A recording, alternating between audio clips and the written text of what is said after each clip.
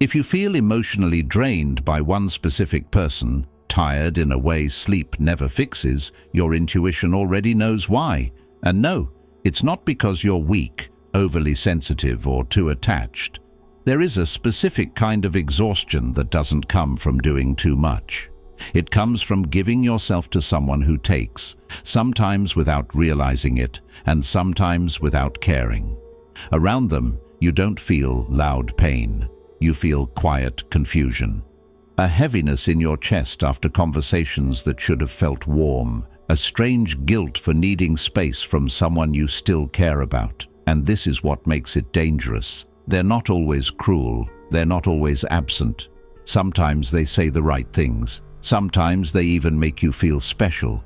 But every time you leave their presence, something inside you feels smaller. You replay conversations. You question your reactions. You wonder why you feel so tired just being yourself around them. This isn't about blaming them, and it's not about forcing you to leave. It's about understanding why your energy fades around this person, why your body tightens before your mind does, and why your intuition has been whispering the truth long before you were ready to hear it. Because once you recognize this, you can never unsee it. 1. The exhaustion you can't explain. You didn't become tired all at once. It happened slowly, quietly, so quietly that you kept blaming everything else: work, stress, life, overthinking. But deep down, you know this exhaustion has a face. It shows up after conversations that go nowhere, after moments where you listened more than you were heard, after nights when you gave reassurance but never received it back. You may still care about this person. You may even love them in your own way. But loving them feels like emotional labor, not emotional nourishment. Your intuition feels that imbalance long before your heart wants to accept it. Every time you silence your needs to keep them comfortable, something inside you pulls away. Every time you explain their behavior to yourself, your body tightens. Every time you wait for them to show up the way you show up, your energy drains a little more. This isn't because you're asking for too much. It's because you're giving to someone who doesn't refill you. Your intuition doesn't measure love by words or moments. It measures it by how safe, steady, and whole you feel afterward. And right now, around this person, you don't feel whole. You feel depleted. 2. Why your energy fades around them. What makes this so confusing is that you can't point to one moment and say, "This is where it went wrong." There was no clear betrayal, no dramatic ending. Just a slow, steady leak of energy you couldn't stop, because they don't drain you through cruelty. They drain you through emotional imbalance. They come to you when they need comfort or reassurance. They lean on your patience, your empathy, your presence, and you give it freely. But when you need the same, something shifts. They become distant, unavailable, or suddenly overwhelmed. Your intuition notices the pattern before your heart names it. You start feeling like you're always holding the emotional weight, like you have to be okay so the connection doesn't collapse, like expressing your needs might cost you the closeness you're afraid to lose. That's when confusion turns into exhaustion, because love should not feel like responsibility without return. Caring should not feel like carrying someone else's unresolved inner world on your back. And yet you stay, not because you're weak, but because you're hopeful. Because you remember who they could be, because you believe love means endurance. But here's the truth your intuition has been whispering. You are not tired because you care too much. You are tired because you are caring alone.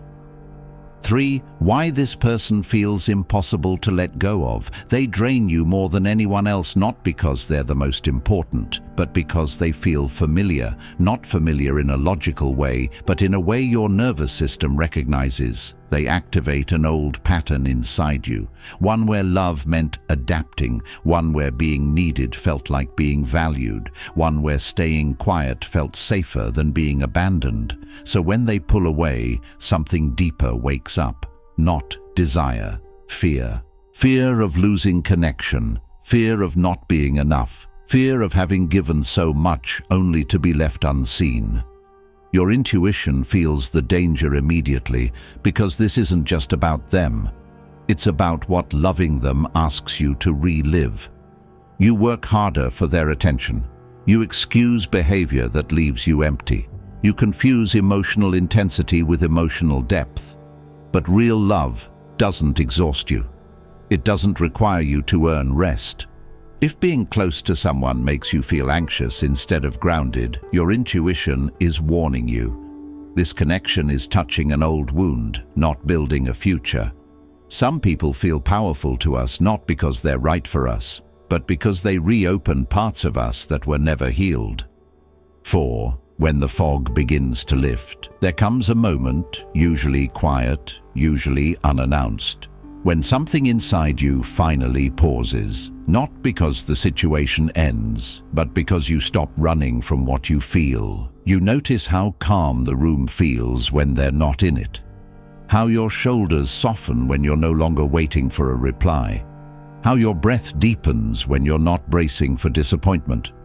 That's when the fog starts to lift.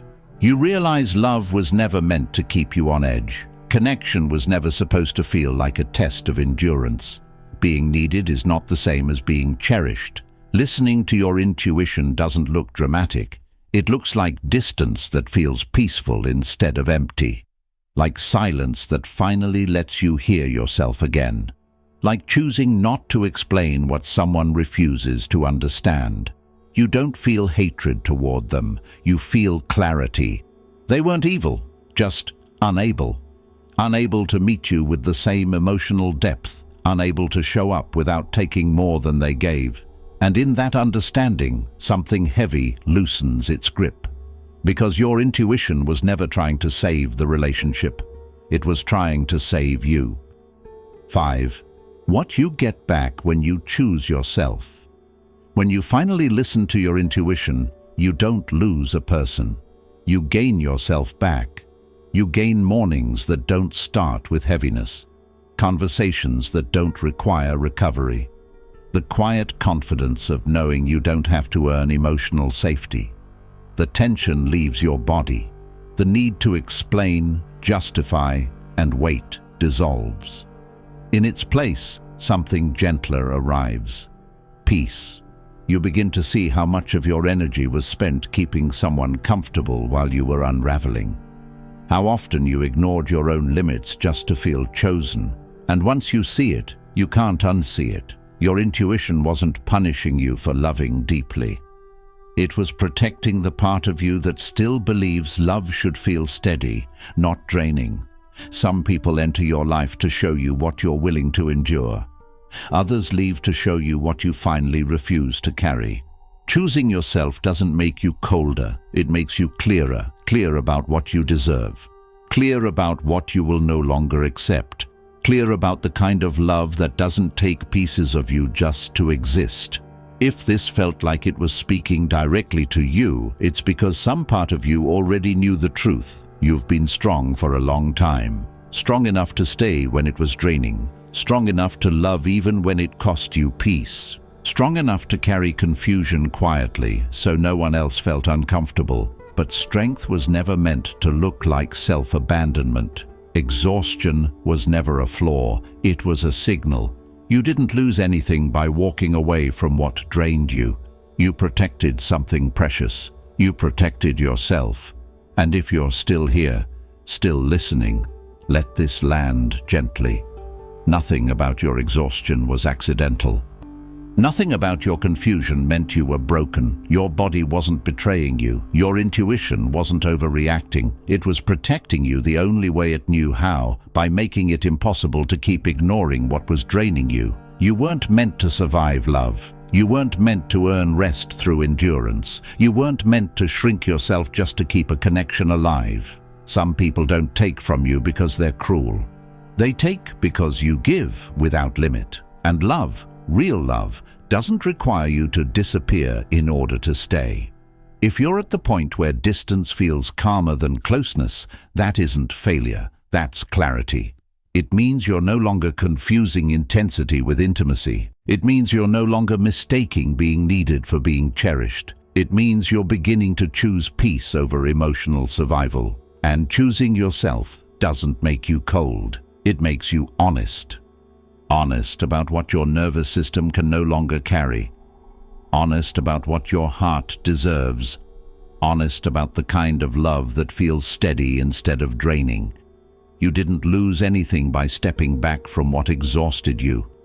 You protected something sacred. You protected yourself. If this message felt like it found you at the right moment, let that be your confirmation. Your intuition has been speaking for a long time. Today, you finally listened. If you're ready to choose peace, comment, "I choose myself." Like this video if you're done questioning your sensitivity. Subscribe if you want reminders that love should feel safe, steady, and whole, not something you recover from. You're not late, you're right on time.